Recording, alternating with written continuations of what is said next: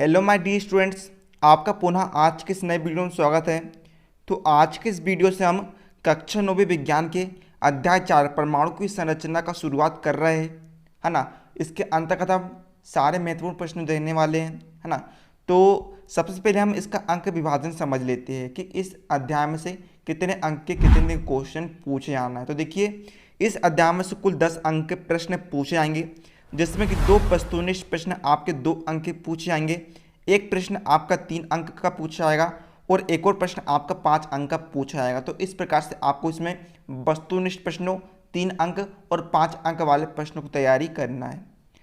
चलिए अब हम अपने पढ़ते हैं प्रश्न की तरफ। तो देखिए, हम देखते हैं, है ना, क्या क्वेश्चन यहाँ पर आपका निम्नलिखित को परिभाषित कीजिए। यहाँ पर आपको निम्नलिखित की परिभाषा लिखना है। तो देखिए, पहला क्या है, परमाणु क्रमांक, दूसरा है परमाणु भार, तीसरा है समस्थानिक, चौथा है संभारिक और पांचवा है न्यूक्लियन, है ना। यहाँ पर क्या आएगा, न्यूक्लियन, है ना।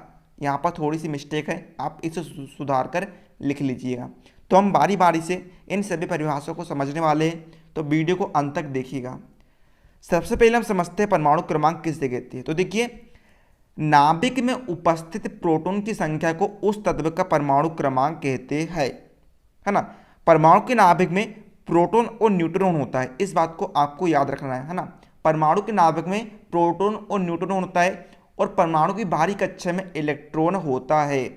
तो परमाणु के नाभिक में उपस्थित प्रोटॉन की संख्या को हम उस तत्व का परमाणु क्रमांक कहते हैं।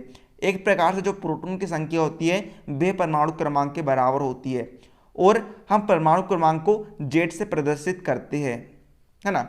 परमाणु क्रमांक प्रोटॉन की संख्या के बराबर होता है और प्रोटॉन की संख्या इलेक्ट्रॉन की संख्या के बराबर होता है। इलेक्ट्रॉन की संख्या, है ना, इलेक्ट्रॉन बाहरी कक्षा में चक्कर लगाते हैं। इस प्रकार परमाणु क्रमांक प्रोटॉन के बराबर होगा और परमाणु क्रमांक इलेक्ट्रॉन के बराबर भी होगा। उदाहरण के तौर पर हाइड्रोजन का परमाणु क्रमांक कितना होता है, 1 होता है। यह बेसिक केमिस्ट्री है, यह आपको आगे आने वाले क्लास में भी काम पड़ने वाली है, इसलिए आप इसे अच्छे से समझते हुए चलिए। उम्मीद है आप सभी को समझ में आ गया होगा परमाणु क्रमांक। चलिए अब हम देखते हैं परमाणु भार को। तो देखिए, है ना, हर तत्व का परमाणु क्रमांक होता है और हर तत्व का परमाणु भार होता है, इस बात को आपको विशेष रूप से याद रखना है। तो देखिए, परमाणु भार किसे कहते हैं। जैसे कि मैंने आपको बताया था, परमाणु के नाभिक में प्रोटॉन और न्यूट्रॉन होते हैं और उसकी बाहरी कक्षा में इलेक्ट्रॉन चक्कर लगाते हैं। तो देखिए, परमाणु भार की परिभाषा क्या है, नाभिक में उपस्थित प्रोटॉनों और न्यूट्रॉनों की संख्या के योग को परमाणु भार कहते हैं, है ना।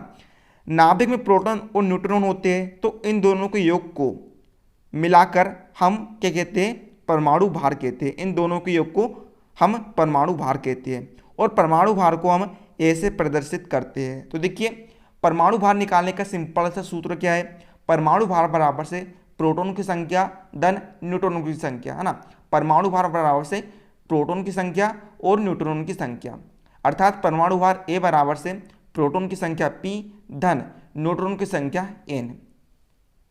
तो इस प्रकार से परमाणु भार को निकाला जाता है। उम्मीद है आप सभी को समझ में आ रहा होगा। चलिए अब हम देखते हैं समस्थानिक को। तो छात्रों, हम समझते हैं समस्थानिक को कि समस्थानिक किसे कहते हैं, है ना। समस्थानिक और संभारिक, है ना, परमाणु क्रमांक और परमाणु भार से मिलकर बनते हैं, है ना। तो देखिए, समस्थानिक का आपको नाम से स्पष्ट हो रहा होगा, है ना, स्थान का समान होना, स्थान का सम होना या फिर स्थान का समान होना, इसे हम समस्थानिक कह सकते हैं। तो देखिए, परिभाषा क्या है, एक ही तत्व के ऐसे परमाणु, है ना, तत्व जो है वह एक ही रहेगा। एक ही तत्व के ऐसे परमाणु जिनके परमाणु क्रमांक समान होते हैं, है ना, कि बताया मैंने आपको, स्थान समस्थानिक, स्थान समान होता है, अर्थात उनका जो क्रमांक होता है, जो उनका परमाणु क्रमांक होता है वह समान होता है।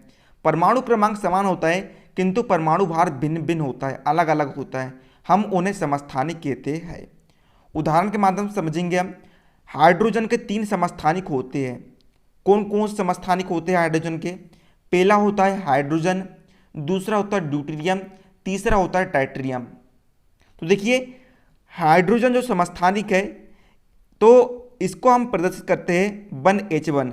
देखिए, जो नीचे वाली संख्या है हम इसे बोलते हैं परमाणु क्रमांक और जो ऊपर वाली संख्या है हम इसे कहते हैं परमाणु भार। इस बात को याद रखना है।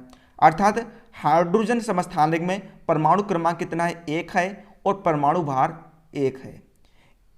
अब दूसरा देखिएगा ड्यूटेरियम समस्थानिक क्या है 1H2, अर्थात परमाणु क्रमांक कितना है 1 है और परमाणु भार 2 है।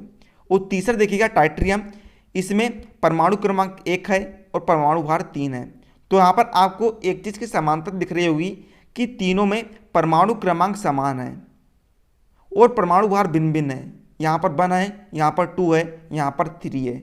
तो यही परिभाषा है कि एक ही तत्व के ऐसे परमाणु, यहाँ पर हाइड्रोजन तत्व के 3 परमाणु है, 3 परमाणु है, फिर समस्थानिक है, उनके अंतर्गत तीनों समस्थानिकों में परमाणु क्रमांक समान है, 1 1 1 है और परमाणु भार भिन्न भिन्न है, अलग अलग है।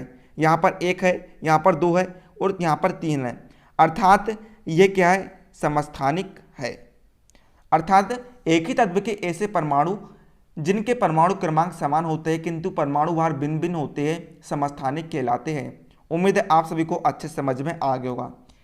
चलिए अब हम देखते हैं संभारिक की परिभाषा को। देखिए दोस्तों, संभारिक नाम से स्पष्ट हो रहा होगा, भार का सम होना, भार का समान होना। तो देखिए विभिन्न तत्वों को ऐसे परमाणु है ना, परमाणु जो है वे भिन्न भिन्न तत्वों के हैं, अलग अलग तत्वों के हैं, जिनके परमाणु भार समान हो, है ना, परमाणु भार क्या हो समान हो किंतु परमाणु क्रमांक भिन्न भिन्न हो, अलग अलग हो, हम उन्हें संभारिक कहते हैं। उदाहरण के माध्यम से समझने का प्रयास करेंगे। जैसे कि पहला उदाहरण आप देख सकते हैं, यहाँ पर ऑक्सीजन तत्व है और यहाँ पर फ्लोरीन तत्व है। तो देखिए ऑक्सीजन का परमाणु क्रमांक होता है 8 और परमाणु भार होता है 17। फ्लोरीन का भी परमाणु क्रमांक होता है 9 और परमाणु भार होता है 17। तो देखिएगा यहाँ पर आपको एक चीज़ समानता दिख रही होगी कि इन दोनों तत्वों में, यहाँ पर देखिए तत्व जो है भिन्न भिन्न है, अर्थात विभिन्न तत्व है ना। तो इनमें परमाणु भार समान है, 17 है, लेकिन जो इनके परमाणु क्रमांक है वे अलग अलग है। ऑक्सीजन का परमाणु क्रमांक 8 है और फ्लोरीन का परमाणु क्रमांक 9 है। तो इस प्रकार से यही इसकी परिभाषा है कि विभिन्न तत्वों के ऐसे परमाणु है ना, यहाँ पर जो तत्व है वे विभिन्न विभिन्न है और उनके परमाणु भार समान है किंतु परमाणु क्रमांक भिन्न भिन्न है। तो ये क्या होगा संभारिक होगा। इसी प्रकार से हम नेक्स्ट उदाहरण देखते हैं कैल्शियम का और आर्गन का। कैल्शियम और आर्गन भी भिन्न भिन्न तत्व है, भिन्न भिन्न परमाणु है, इनके परमाणु भार समान है ना। कैल्शियम और आर्गन के परमाणु भार कितने हैं 40 है, लेकिन कैल्शियम का परमाणु क्रमांक 20 है और आर्गन का परमाणु क्रमांक 18 है, अर्थात ये संभारिक के नियम का पालन कर रहा है। तो ये दोनों तत्व के होंगे संभारिक होंगे। उम्मीद है आप सभी को अच्छे समझ में आ गया होगा। आखिरी हम परिभाषा देते हैं न्यूक्लियन की, है ना। तो नाभिक में क्या होता है, प्रोटॉन होता है और न्यूट्रॉन होता है। तो ये इसकी परिभाषा क्या है, नाभिक में उपस्थित प्रोटॉनों और न्यूट्रॉनों को सम्मिलित रूप से न्यूक्लियन कहते हैं, है ना। हम प्रोटॉन और न्यूट्रॉन को साथ ही में रूप में, है ना, मिश्रित करके हम न्यूक्लियन कहते हैं। इस बात को आपको याद रखना, क्या है, नाभिक में उपस्थित प्रोटॉन और न्यूट्रॉन को सम्मिलित रूप से न्यूक्लियन कहते हैं। तो उम्मीद है आप सभी को ये पांचों परिभाषा समझ में आ गई होगी। काफ़ी बेसिक सी परिभाषा थी, आगे चल के आपको काम पड़ेगी। तो उम्मीद है आप सभी को समझ में आ गया होगा। यदि आपको समझ में आ गया हो तो वीडियो को लाइक कर देना। तो मिलते हैं अगले वीडियो, तब तक के लिए जय हिंद जय भारत।